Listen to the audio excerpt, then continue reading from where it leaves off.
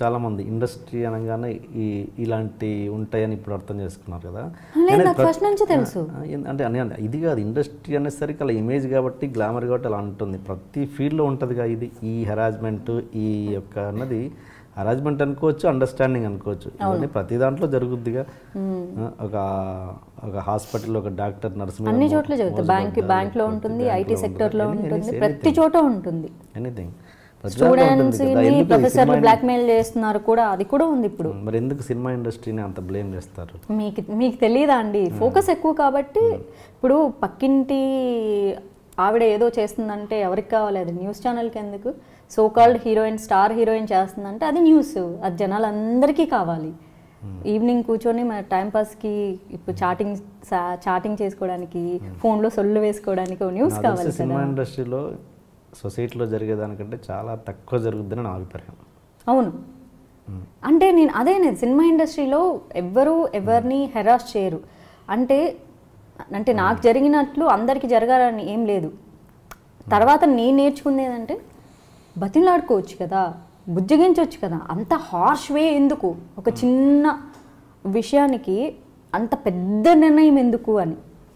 ఏం చేస్తారు సొసైటీలో, ఏం చేస్తారు జనాలు? అడుక్కుంటారు, వెంట పడతారు, ఏది కాదంటే అప్పుడు వెళ్తారు. సామదాన భేద దండోపాయ లాస్ట్ లెవెల్. ఇక్కడ ఒకేసారి లాస్ట్ లెవెల్కి జంప్ అయిపోయారు ఇండస్ట్రీలో. నేను ఇప్పటికీ చాలా చెప్తాను ఆ ఎక్స్పీరియన్స్ తర్వాత.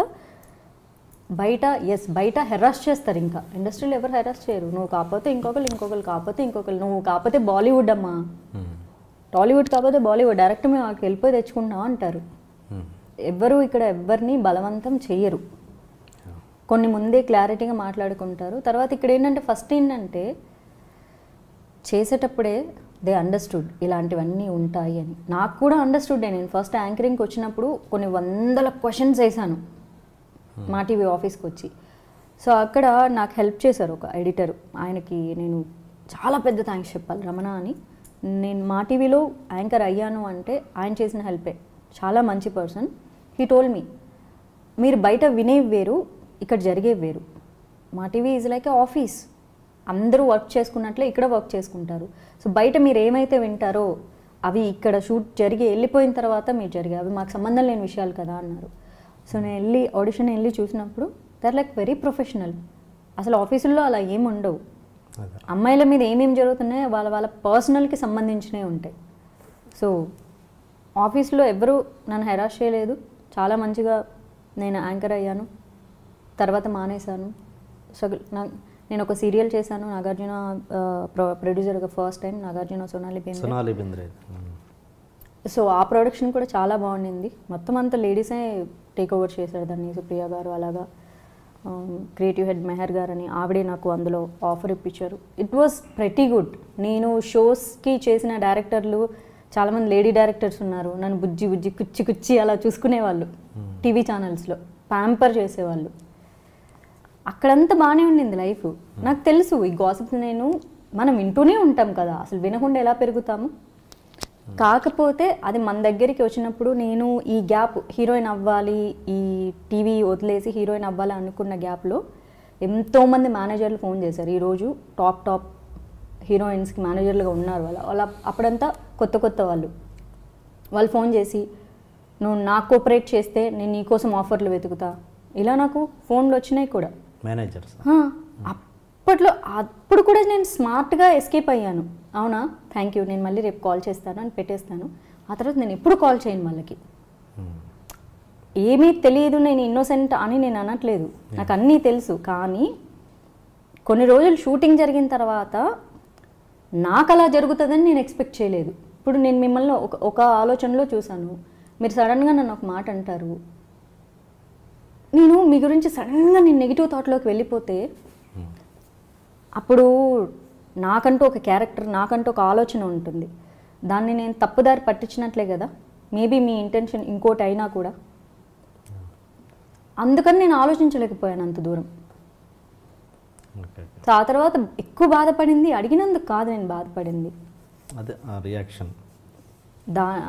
షూటింగ్ చేసిన రోజులు నా మీద తినే తిండి, పడుకునే నిద్ర, నడిచే నడక మీద కూడా అబ్జర్వేషన్స్ పెట్టి నన్ను బాధ పెట్టినందుకు బాధపడ్డాను. ఓకే. అంటే ఇంకో సినిమాలో ఎక్కడో సినిమా సగం షూటింగ్ అయిపోయినాక మళ్ళీ వేరే అమ్మాయిని పెట్టుకొని తీస్తాను, నేను పెట్టుకొని నేను తీసేసాను అన్నారంట. అదేనా ఎవరు వేరే? చెప్పారు మీకు? అదేనా అది వేరే? అదే ఆబ్వియస్లీ అదే. ఓహో. వేరే అమ్మాయిని పెట్టేసుకొని చేసేస్తాం, it's not a big deal. Okay.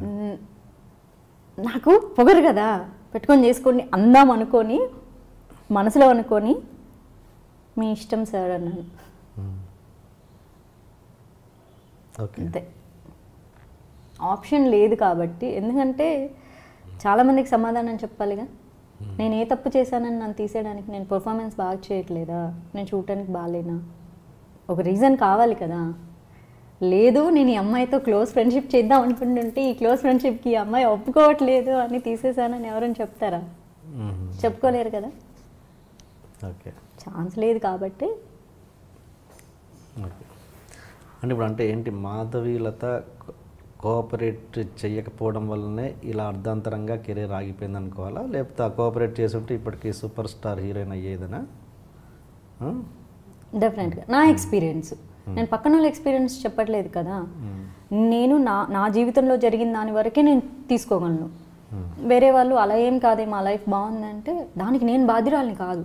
నా జీవితానికి నేనే రెస్పాన్సిబిలిటీ. ఆ రోజు నేను అలా ఉండలేదు కాబట్టి ఆ సినిమా తర్వాత నాకు చాలా సినిమాలు వచ్చాయి, ఫోన్లు వస్తాయి డెఫినెట్గా. మీ డైరెక్షన్ చేసినప్పుడు మీ హీరోయిన్ గురించి మీకే కదా ఫోన్లు వస్తాయి. మీరు ఇచ్చే రిపోర్ట్ మీదే తీసుకుంటారు, మీకు తెలుసు ఇండస్ట్రీ. ఒక సాఫ్ట్వేర్ జాబ్ చేయాలంటే కూడా ఫస్ట్ క్యారెక్టర్ వెరిఫికేషన్ కూడా చేస్తారు, ప్రతి జాబ్కి ఒకటి ఉంటుంది. సో ఇందులో కూడా అడుగుతారు. ఇక్కడ మీరు చెప్పాలి ఎస్ షీఈస్ కోఆపరేటివ్, ఆ వర్డ్ కావాలి మనకి. That word is very valuable in the industry. She's very cooperative, she's very complicated అన్నది చాలా బ్యాడ్ వర్డ్ అనమాట. షీఈస్ నాట్ కోఆపరేటివ్, ఈ ఒక్క వర్డ్ వెళ్ళింది.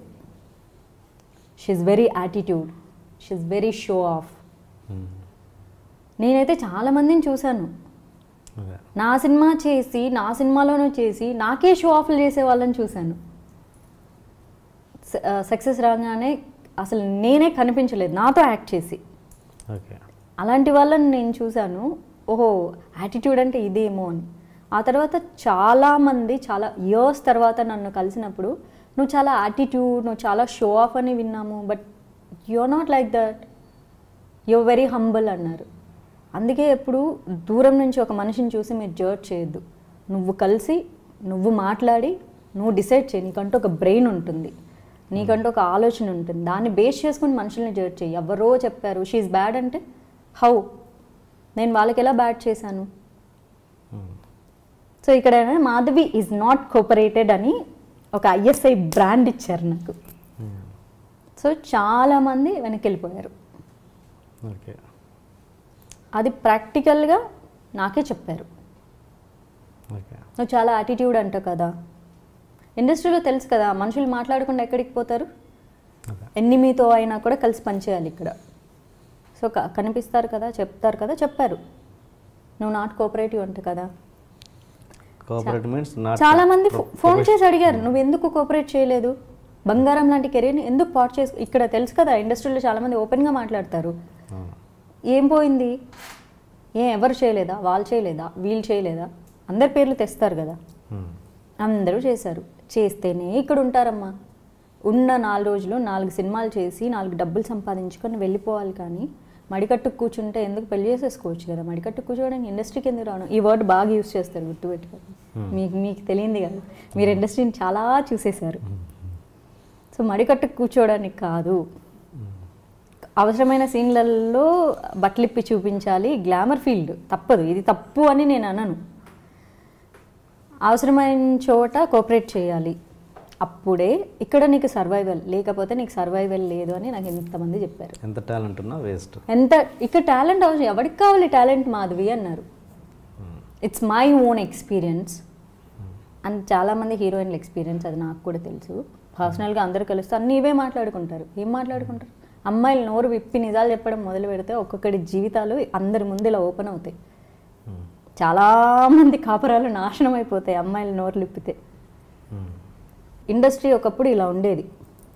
స్టార్స్ అంటే ఆకాశం నుంచి దిగొచ్చిన స్టార్సే. ఈరోజు స్టార్స్కి ప్రజల్లో పెద్ద విలువేం లేదు, జస్ట్ క్రేజ్ అంతే. విలువ ఇవ్వరు ఎవరు. వచ్చినంత వరకు చూడాలి, ఫోటో దిగాలి, వెళ్ళిపోగానే పెద్ద పీకాడ్ లేవాడు అంటారు, ఎంత పెద్ద హీరోనైనా. ఎవరికి పక్కనోడికి చూపించుకోవాలి, చూడు మేము హీరోతో ఫోటో దిగాం, హీరోయిన్తో ఫోటో దిగాం, జస్ట్ ఫర్ ఏమంటారు షో ఆఫ్ కోసమే వాళ్ళు ఫోటోలు దిగుతారు. ఒకప్పట్లాగా రాముడు అంటే ఎన్టీఆర్, సీత అంటే అంజలిదేవి ఇలా ఎవరు లేరు ఈ రోజుల్లో. ఎందుకంటే పుస్తకం మూసినంత వరకే రహస్యం, పుస్తకం ఓపెన్ అయిపోతే ఇంతేనా, ఆఫ్టర్ ఆల్ ఇంతేనా అనిపిస్తుంది. ఎదుటోడు తూ అని కూడా ఊస్తారు.